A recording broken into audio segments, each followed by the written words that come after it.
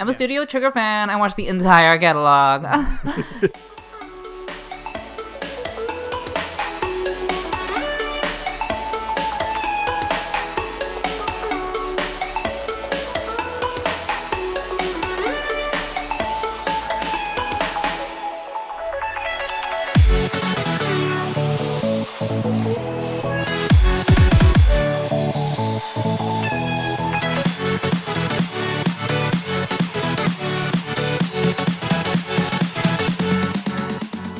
Hello, everyone, and welcome to Anime Club After Dark, the podcast that delves into all things anime, manga, and otaku culture related. I'm your host, Alex, but you can call me Senpai, and joining me tonight, we have our chivalry of Shota, Shotaro. Life in plastic. It's fantastic. How are you enjoying your self-quarantine? Oh, I mean, it's not any different from how I usually live my life, so... Listen, once a hikikomori, always a hikikomori, exactly. I guess. But yeah, in the light of all of this coronavirus fervor, we're still here, we're still recording. Of course, it's very easy when we don't actually have to be in the same place to record all the time. That is convenient. It is very convenient. Bless this modern technology that we have that allows us to communicate across vast distances. But tonight, you and I have actually got together to talk about a particular anime studio that I think both of us, to some degree or another, really like, at least some of their works, and that is Studio Trigger. Now, if you've been following this podcast for any length of time, I've mentioned it several times, the fact that I'm a Studio Trigger whore. I really like the studio and a lot of the stuff it makes, so I'm gonna try not to fanboy about some of the stuff we talk about tonight. I emphasize try. I will do my best. You are the loudest Trigger fan I've ever met, and I would love to see you not actually go on completely off-tangent rants on this podcast, but I mean, see. Is it really off-tangent if I'm just talking about Studio Trigger, though, on this particular episode? See, that's the problem. I wish it was off-tangent. Yeah, well, we're going to start out this by discussing the history of Studio Trigger. Sort of the same way we did our KyoAni studio retrospective a few months ago. So Studio Trigger was founded back in August of 2011 by two former Gainax employees, Hiroyuki Imaishi and Masahiko Otsuka. And they also brought along some other members of Gainax that they worked with. Essentially, these two people staged a sort of walkout of Studio Gainax because they didn't really like the direction that the studio was going, and they kind of wanted to go do their own thing. And I think they both Imaishi and Otsuka kind of felt like their creativity was being stifled a little bit, so they wanted to go do their own thing.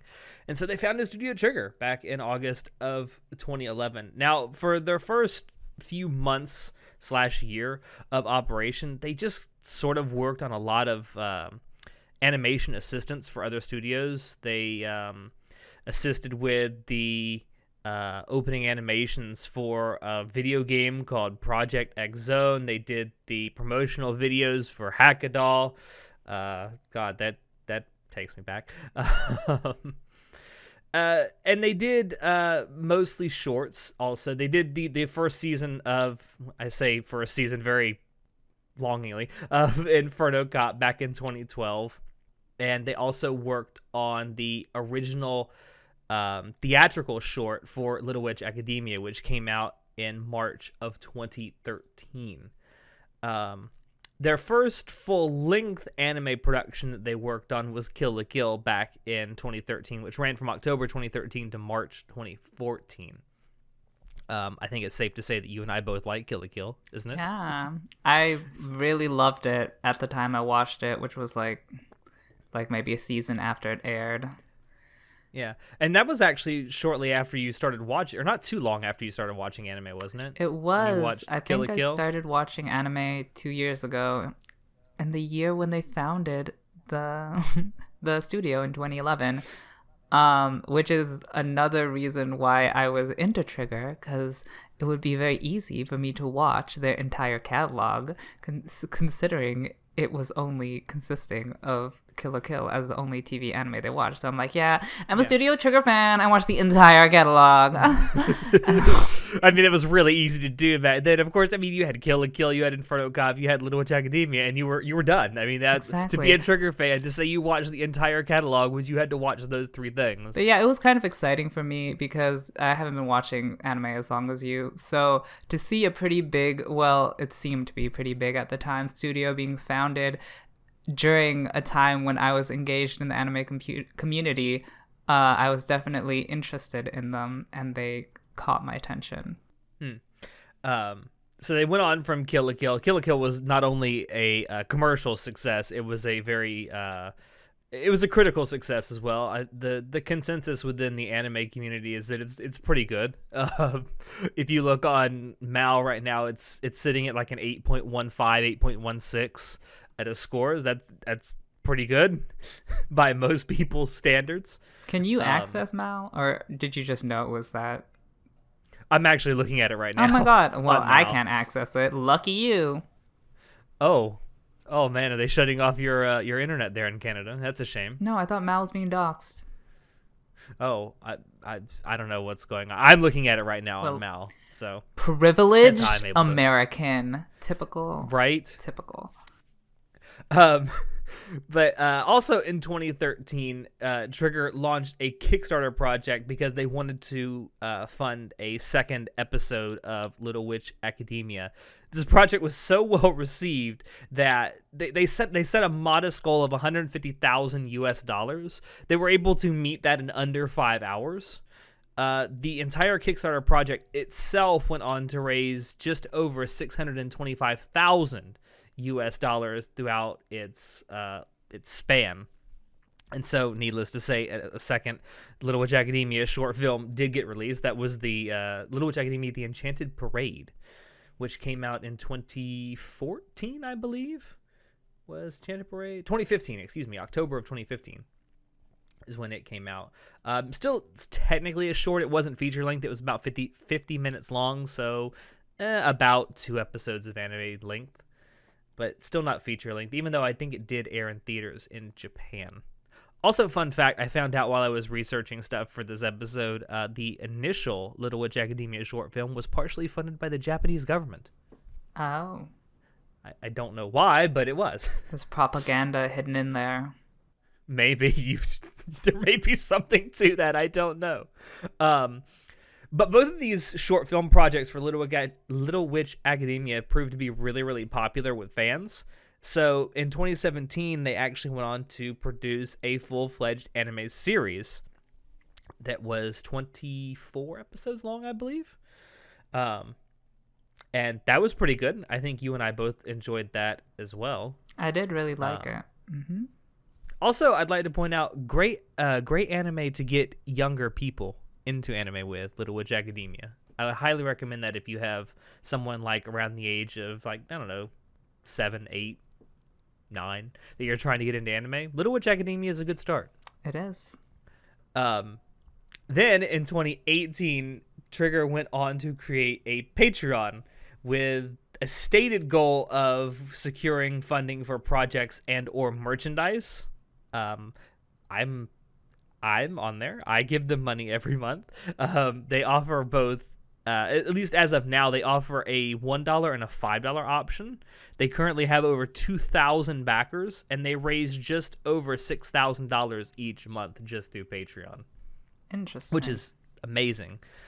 They actually used the first month that they had this up, they used it to buy they used the funds that they got through the Patreon backing to buy a computer just for streaming.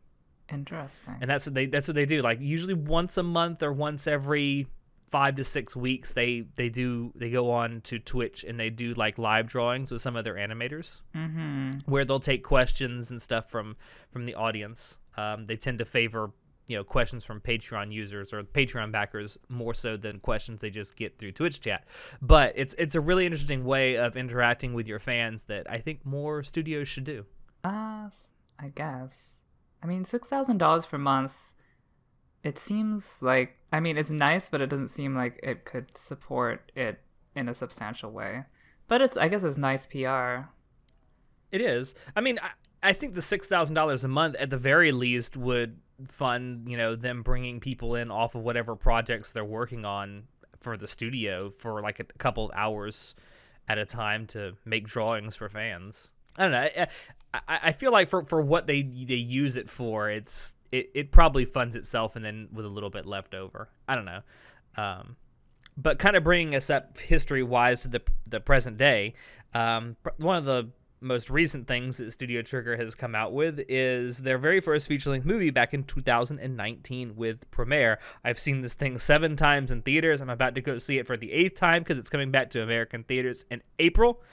I believe this is going to go out the first week of April, so this actually might be coming out the same week that Premiere is back in theaters here in the U.S. But yeah, it's a really great movie. It's for their very first foray into this. It's very impressive. And that's kind of the history of Studio Trigger. It hasn't been around for anywhere near as long as KyoAni, which is the last studio we did one of these things for. But and obviously they had other stuff in and around there, and that's kind of what we're going to talk about now. Because if you look at Studio Trigger's like list of works, their entire catalog, you'll find the same 2-word description for these things over and over again: original work. And that's something that's become sort of a Studio Trigger staple, that it's focused almost solely on producing anime original works. In fact, as of the time of this recording, there's only 2 anime that they have made that are based on already existing properties. The first is when supernatural battles become commonplace, which is a really odd anime. Like, it's an okay anime, but it's very odd considering it came from Studio Trigger. And then the second one is 2018's Gridman. Those are the only 2 works that they've made so far that are based on existing properties. So I want to ask you, Sho, do you actually think this is a good or a bad thing that they focus so much on original work? Well, okay. So overall, I think it's a good thing. That doesn't mean that all of the original works are good, though. They have good original works like Kill la Kill, and bad original works like Kisniver. But I would prefer to see an original work like at least try to do something original and then fail. That's more interesting to me than adapting something. Because it's something when we do our season preview episodes, it's something you and I harp on a lot. It's like when we find out that a new anime is coming out in a season and we see, oh, it's an anime original work, we always kind of we say this jokingly, but it's like, oh, well, at least it'll have an actual ending. But that's kind of true. Like, when you make an anime original work, you're not adapting anything. It's gonna have to have an actual ending. Whereas when you're adapting something based on a novel or a manga, you don't have to have that. That's true. But that doesn't mean you're gonna get a good ending. That's true. I mean, just because it's an original work and it's going to have an ending doesn't mean the ending is going to be good, but you are going to have an ending. I will say that it's much more likely that you're going to have an ending that makes sense. But, I mean, just looking at the Trigger's history with Kisniver and Darling in the Franxx, they both have really bad endings. And that, are totally mismatched with the pacing of the actual bulk of the show, which is what you see with adaptations when they're like, oh shit, we have to end this. Okay, quickly make some random ending. So, I mean, just because it's original, it should have a good, a well-paced, properly thought-out ending, but clearly these people didn't think that far ahead, apparently. But I see what you're saying. Although Trigger did not really, go through with these... didn't really pull through with some of these original works. Oh, I want to talk about specifically the 2 you brought up, was Kisniver and Darling in the Franxx. Both of these shows started out with really great premises, and the first few episodes, I would say the first 2 or 3 episodes of Kisniver are actually really, really good. And the same thing with Darling in the Franxx. I actually think Darling in the Franxx was good for its entire first half, but I mean that's a discussion for another time. But both of these suffer from what I call halfway syndrome, where halfway through the actual run of the story, the narrative just goes to shit. And it's like you came up with a half of a good story, but then you just pass it off to someone else, and they're like, "Oh, I don't know. Fuck it. Let's see it. Let's throw shit at the wall and see what sticks." See, I never liked Darling in the Franxx from the beginning, so. But I know you liked the first couple of episodes of Keysniver. I know I did like the first couple of episodes. Because you thought it set up. Because I remember when that thing was airing, I remember us talking about it, and you said like it had a really great premise its first couple episodes, and it did a really good job introducing that premise. It just never delivered on it. Yeah, it had a lot of potential, I thought, but it didn't really, actually deliver on the potential that it showed. And the problem with Darling in the Franxx is that, it's just the ending doesn't make sense in context with the rest of the show. It's like, I don't know what happened there. Yeah, my issue with Keysniver is Keysniver sets itself up to be like a multi-seasonal work. Like, I could see with the premise that they set up for Keysniver, I could see it genuinely having 2 or 3 seasons. Yeah. But it was given 12 episodes, and by the end of it, you feel like everything's been rushed through so badly that these characters aren't developed properly. All the interaction between the characters feels very rushed. The dialogue, especially from the halfway point onward, seems very choppy and unbelievable. Mm-hmm. I look back on this and I think, God, this is written by Mario Kata, who's written some really good anime. And I'm thinking, good Lord. Like, and I think this actually came out after the fact that she came up with enough material for like 2 or 3 seasons worth of stuff, but then Trigger came back and said, no, you got 12 episodes. Yeah. And, clearly she's a character-driven writer, and trying to develop a large cast like Keysniver, that's like, 6 or 7 people? In only 12 episodes, while also having a very plot-heavy format with, the whole Keysniver system, whatever. There was like this whole overarching plot, balancing those two things didn't work out, and both of the plot and the characters weren't great. So yeah, and I feel like with like 24 or 36 episodes to more fully flesh out these characters, it could have been a really good story, because as we both said, like, the premise that it sets up is a really good one. Yeah, if they focus more on the plot, it could work in 12 episodes. If they focus more on the characters, it would work in 12 episodes. But if they want to do both, I think they'd have to go for 24 episodes. At least, maybe even more. I don't know. I don't think it needs to be more than that. Honey, I have a small attention More than 12, span. though. Small. More than 12. I definitely think more than 12. But then you also mentioned Darling in the Franxx, which, yeah, I feel like Darling in the Franxx is kind of a special case, though. Like, I know you say that it wasn't good from the beginning. I disagree. I think that its first, 15 or so episodes are actually really good. I think it was on trajectory to be probably remembered as one of the really great anime series, because it dealt with a lot of social themes. It dealt with a lot of internal, I hate to use the term drama, but internal psychological issues with some of the characters. And I like the way that it presented it to the audience, but after episode 16, 17 onward, it's like they forgot what they were writing. I guess. I think they just really wanted to do their signature Trigger go crazy at the end, power up to the max, and it just didn't work out.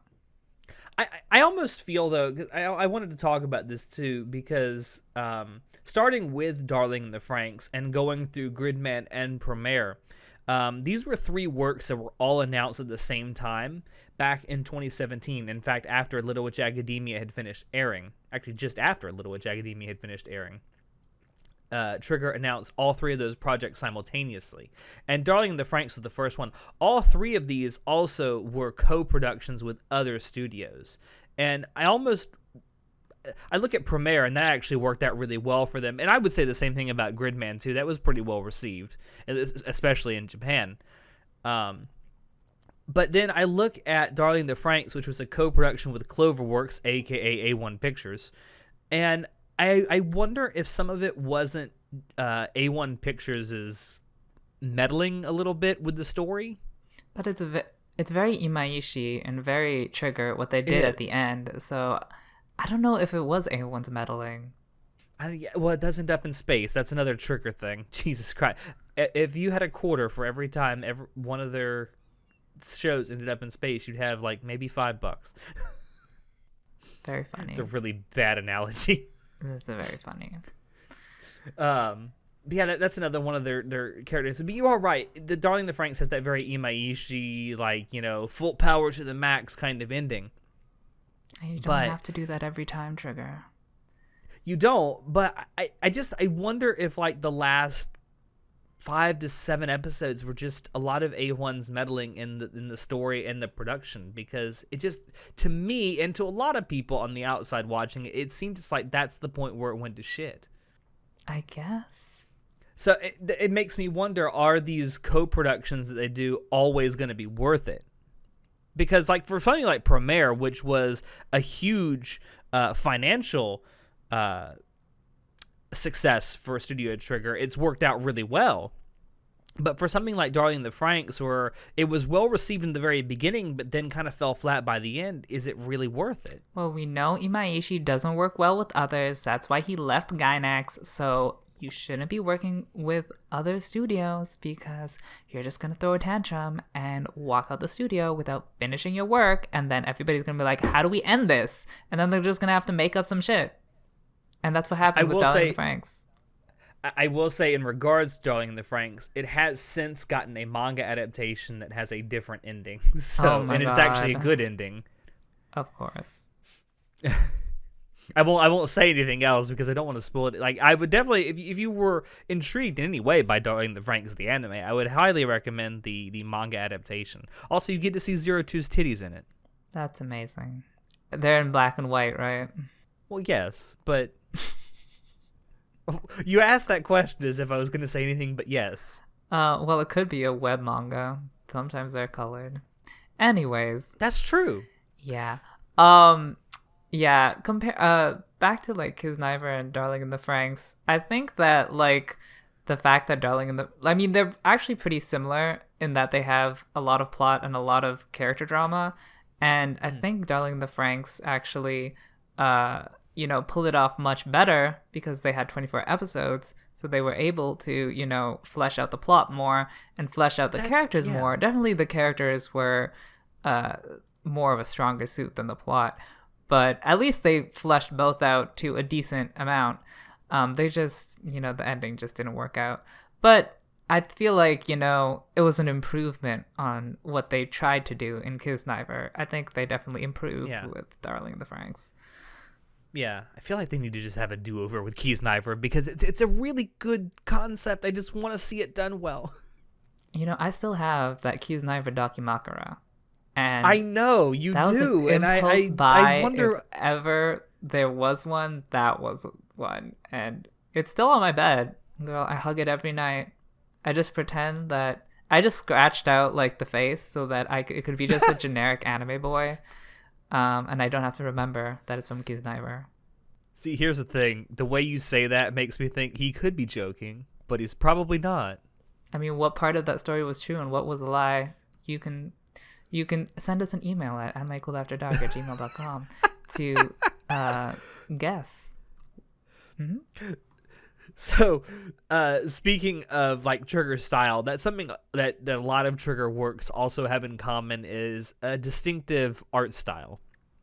Yeah. And I'm curious as to what you in particular think of it. Well, like, you look at Trigger, I don't even know how to describe it, but it's just Trigger style. Like, you say Trigger style, and I instantly know what you're talking about. Yeah. It's definitely refreshing because a lot of anime studios have a very similar style. I mean, I guess that's the entire idea of it being grouped together as anime, because it's a style grouping.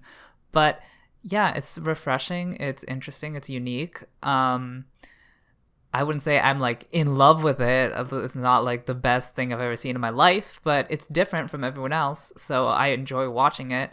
I think its strong suit is how fluid they make the animation, because their character models are not as detailed. They're able to animate the actual models really well, and that's very pleasing to watch. It's entertaining in action scenes, which they have a lot of, and that makes for really high-paced, great action. So, yeah, it's definitely enjoyable. Yeah, I definitely agree. Their style, their art style, being like less character details makes the animation way more fluid. And yeah, that's also another thing that Trigger does really well is its action sequences. And I think that its art style helps that along because you're not having to animate these fine character details that some studios, rely on as much. So you're able to spend more time on the actual animation of the action sequences. I would almost consider Trigger's art style as much more Western because that's the same sort of strategy that Western animators use. They don't make detailed models, but they spend a lot of time making the animation fluid. Yeah, I mean, unless your studio name is Pixar, then yes, it's very, very Western.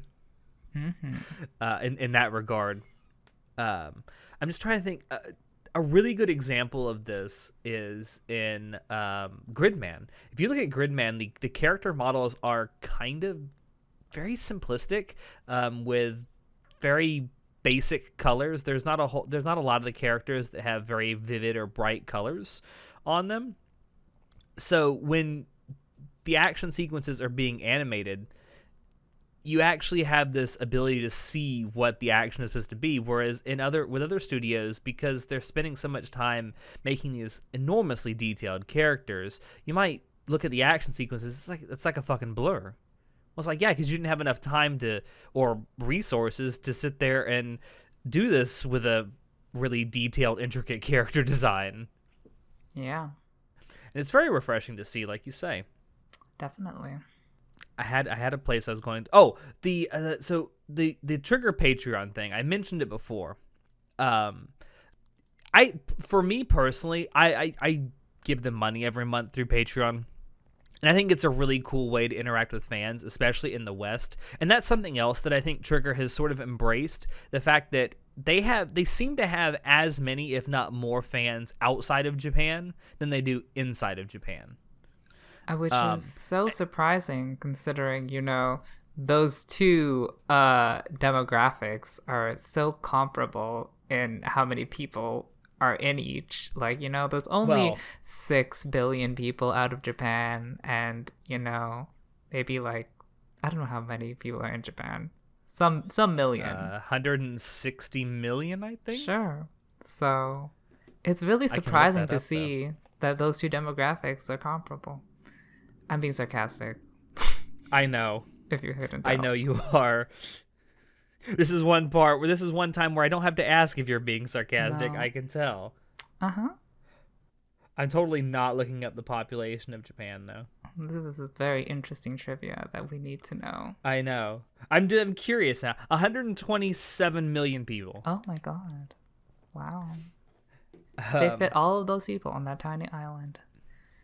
But my whole point in bringing this up is there's a lot of anime studios out there that don't even really do anything to try and connect with their Western audience. And Trigger kind of goes out of their way to do that. They certainly do a lot more than a vast majority of other studios. Oh my god. You can't hear it, but I'm rolling my eyes. It's incredible how much of an international phenomenon anime is and how little anime studios or the anime, industry in general, tries to interact with international fans or like do anything for international fans, content wise, merchandise wise, or even like financial wise. I feel like there's this untapped international fan base that you're not like sucking the money out of because I don't know why. It's just the industry feels so old-fashioned to me. And Trigger is definitely making some new moves by doing a Patreon, but you could do so much more. Oh, you could. I'm not saying that they couldn't. In the future they might. I'm just saying it's a start. It is a It's start. certainly something. Definitely. It's certainly more than a lot of other studios are It doing. is. Everybody's so behind. I'm just like, ugh.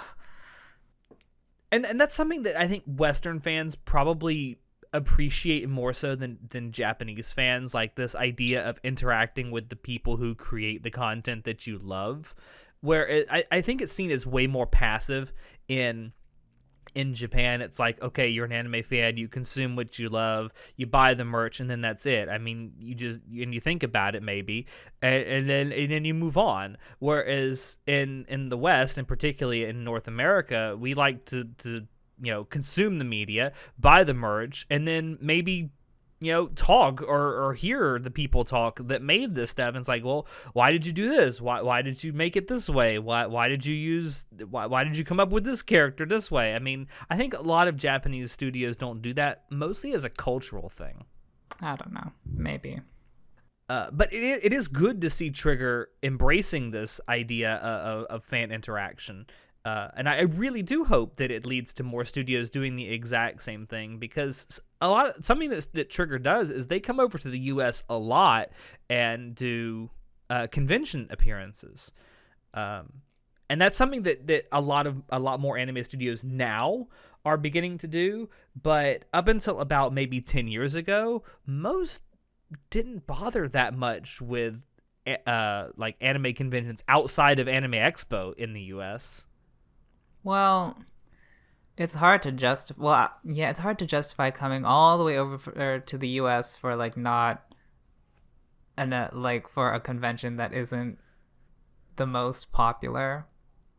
So I can understand why they'd only come over for Anime Expo, or similarly large conventions.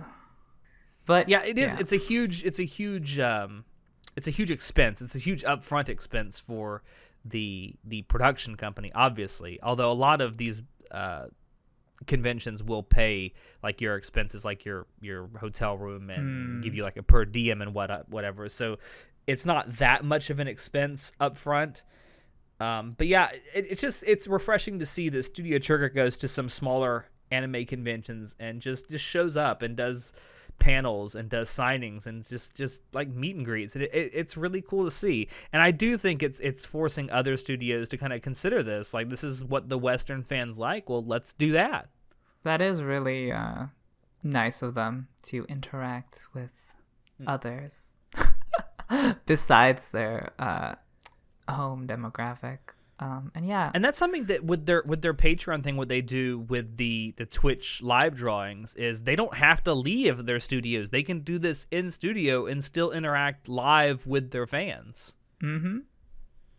Although, which is something I think a lot of studios could do, like just set up a Twitch channel, and get some of your artists to come on from time to time, do like a live drawing of a character from one of your shows that's relatively popular, and do like a question answer thing during the drawing. Bring on like an English translator and go for it. That's what Trigger does. Interesting. I mean, me personally, I'm not really interested in live drawing, but I'm definitely interested in looking or attending conventions and going to panels that the studios are hosting.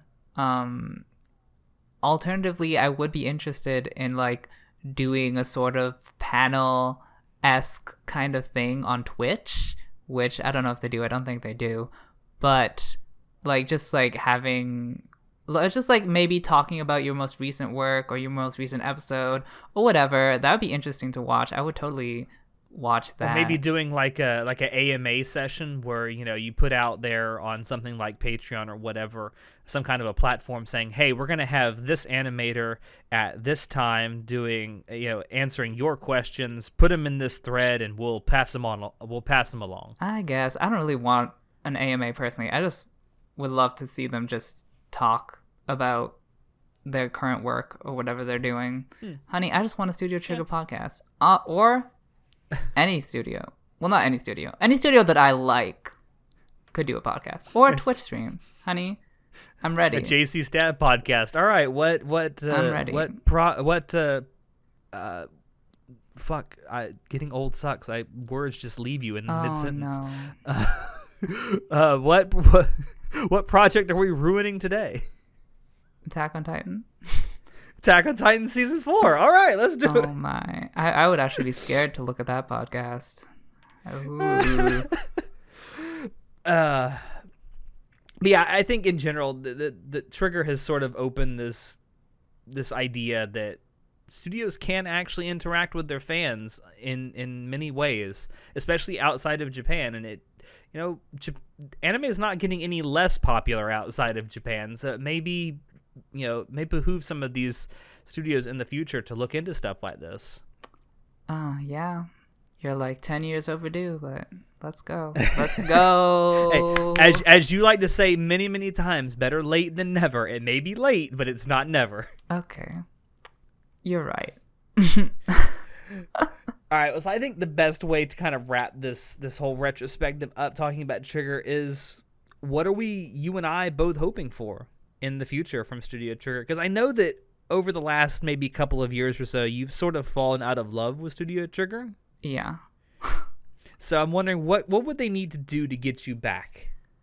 Well, do you want to see them keep doing more original works? Would you like to see them maybe dip their toes into some adaptations? Well, to answer that question, I'd have to say what I actually like about Trigger and what I don't like about Trigger.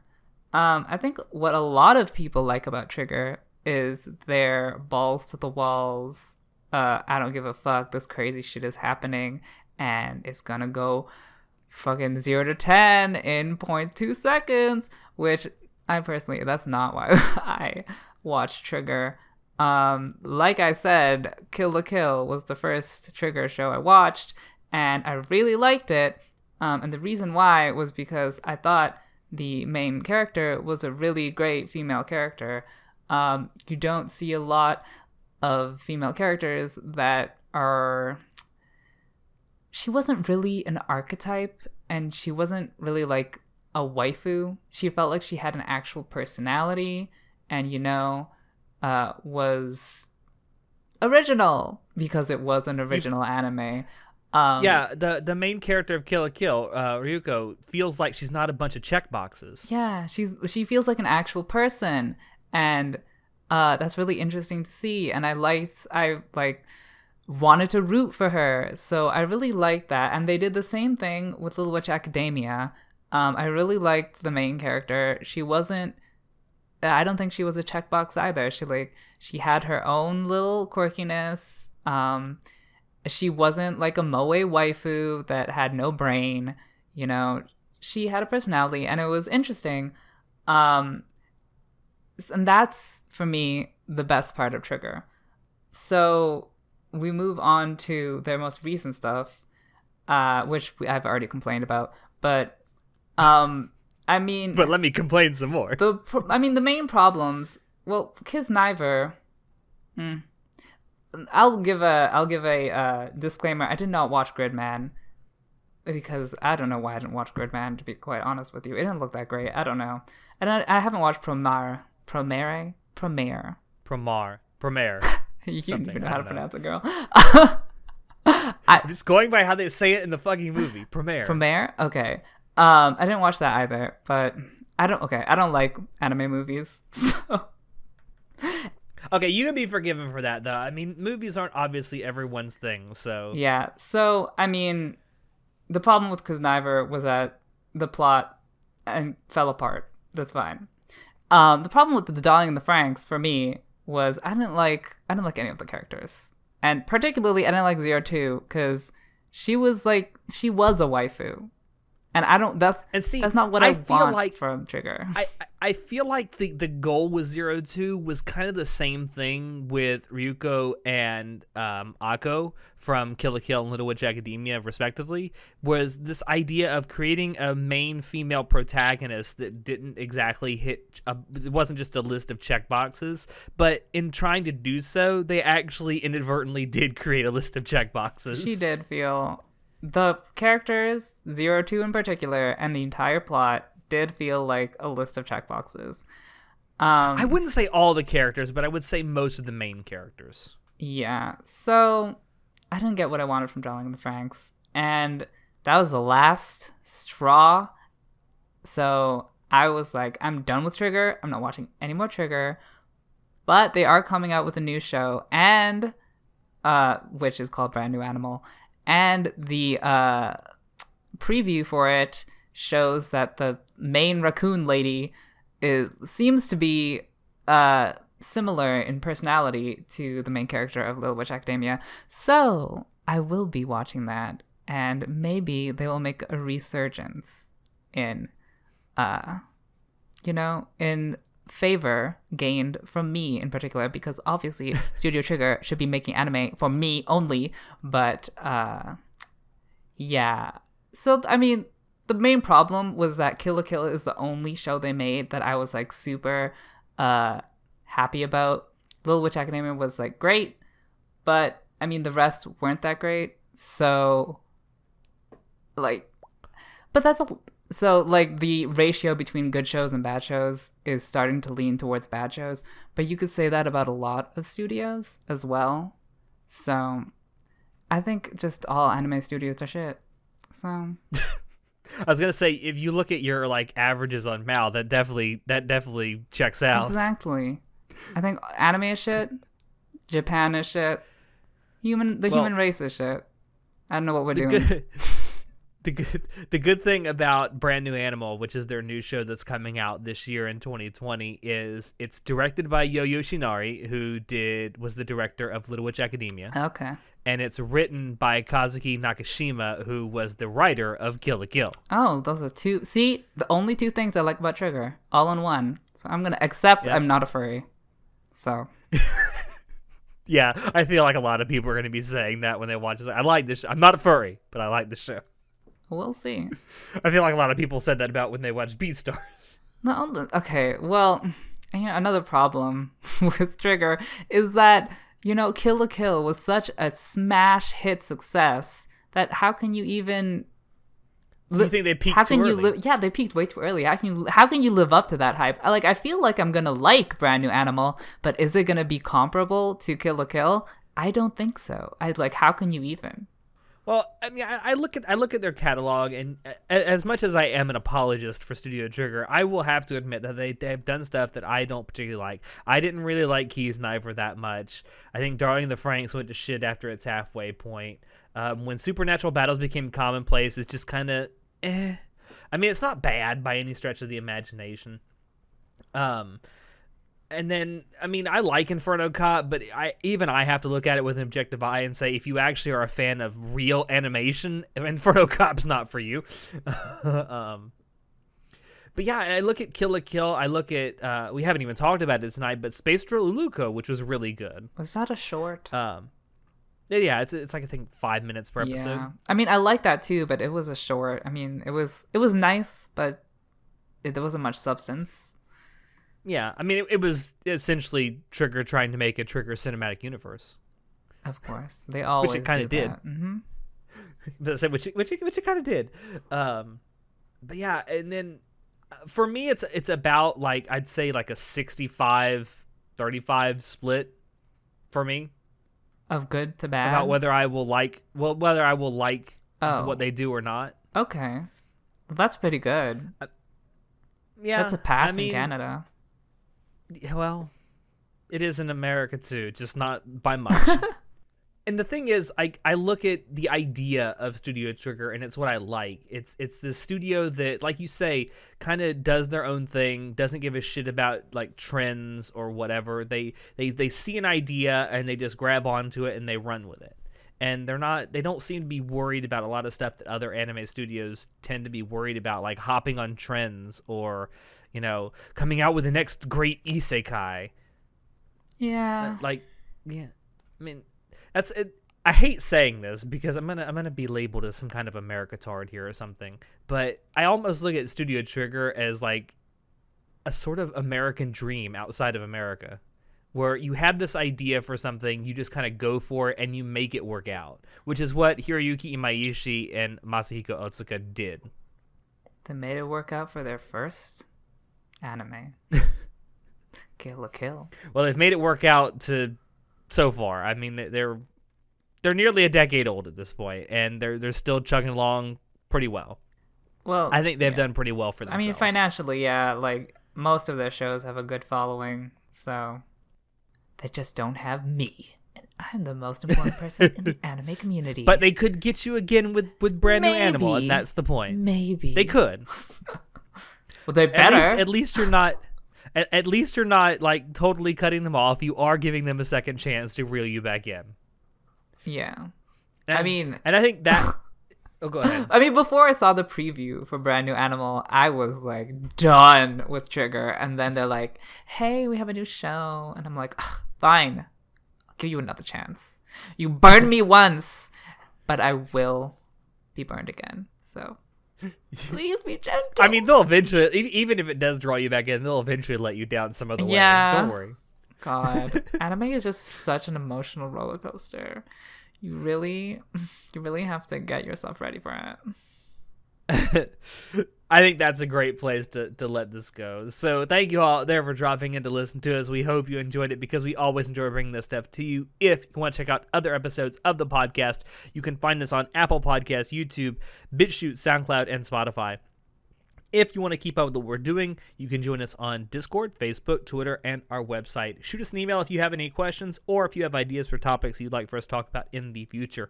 Links to all these things will be down below in the description. As always, I have been your host, Alex, and I will see you next time. Say goodnight, show. We're pulling the trigger on this podcast. Do you know when I was doing the research for this, do you know what the most surprising thing I discovered about Studio Trigger was? What? Was that back in 2015, they worked on the opening animation for the Toy Story short, Toy Story That Time Forgot, for Pixar. That's amazing, Alex. You look up the weirdest shit. I never knew that, and now I do. And now all of you do too. Good night, everybody. Bye.